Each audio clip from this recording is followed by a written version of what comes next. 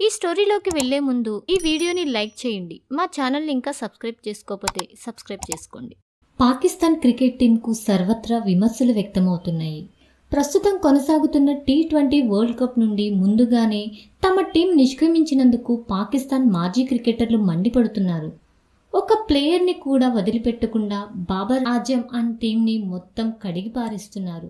తాజాగా Pakistan cricket team మాజీ wicket keeper Atiq uz Zaman Pakistan టీంపై తన కోపాన్ని వెళ్లగక్కాడు. సోషల్ మీడియాలో వైరల్గా మారిన వీడియోలో పాకిస్తాన్ పేలవ ప్రదర్శనపై ఆతిక్ ఇలా అన్నారు: అసలు మా టీం క్రికెట్ ఆడడానికి వెళ్ళిందా లేక హాలిడేస్ గడపడానికి వెళ్ళిందా అని నాకు డౌట్ వస్తుంది. ఏం సరదాగా ఉందా? మా టైంలో అయితే ఒక కోచ్ మరియు మేనేజర్ మాత్రమే ఉండేవాడు. అలానే ఉండేది మా టీం. కానీ మీకోసం ఇప్పుడు 17 మంది ఆటగాళ్ళు, 17 మంది ప్రతినిధులు కావాలా? మీకు 60 రూములు కావాలా? క్రికెట్ ఆడడానికి వెళ్ళారా లేక సెలవుల కోసం వెళ్ళారా అంటూ అతను మండిపడ్డారు. అటు ఆతిక్ పాకిస్తాన్ క్రికెట్ బోర్డుని కూడా విడిచిపెట్టలేదు. ఇలాంటి ఈవెంట్లకి వారి ఫ్యామిలీస్ని ఎందుకు అనుమతించారని ఆయన ప్రశ్నించారు.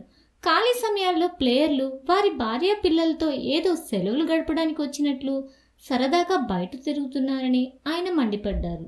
ఇలాంటి పెద్ద క్రికెట్ ఈవెంట్లకి ఫ్యామిలీస్ని ఎందుకు తీసుకొస్తారు? ఫ్యామిలీతో బయట సరదాగా తిరగటం మీకు అలవాటుగా మారింది. సాయంత్రం సరదాగా కాలక్షేపం చేస్తారు. అసలు ఆట మీద ధ్యాస ఉండదని సీనియర్ టీంకి ఆడిన ఆతిక్ అన్నారు. పాకిస్తాన్ ఆటగాళ్లు ఇదొక కల్చర్ లాగా అలవర్చుకున్నారు. డిసిప్లిన్ అంటే ఏంటో మా ఆటగాళ్లకు తెలియదు.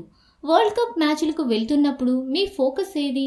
ఇలాంటివి అన్నీ వదిలేసి ఒక్క 2 వారాల పాటు క్రికెట్ ఆడలేరా? మళ్ళీ ఏడాదికి కోట్ల రూపాయల ఫీజు తీసుకుంటారు అని ఆతిక్ అన్నారు. ఇప్పుడు ఇతని కామెంట్స్ ఆన్లైన్లో వైరల్గా మారాయి.